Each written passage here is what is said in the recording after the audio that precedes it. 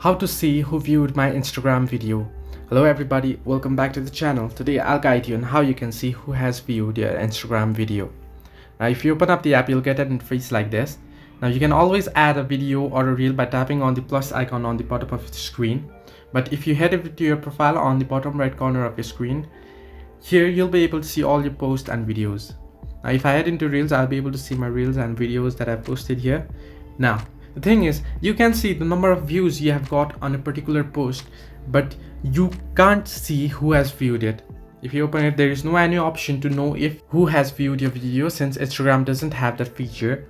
Now there's no way to say the Instagram handles of people who have viewed most of your videos. Ordinary posts and reels don't share this information. Now you can see who has viewed your post video. Now if you have posted a video normally, you can see, but however videos that are posted on your Instagram story will show who has viewed them. Now if you have posted a certain video on your story, then you will be able to see the number of views and the user who has viewed it too. So hope this helped. Do like and subscribe, and do not forget to leave a comment down below if you have any further issues.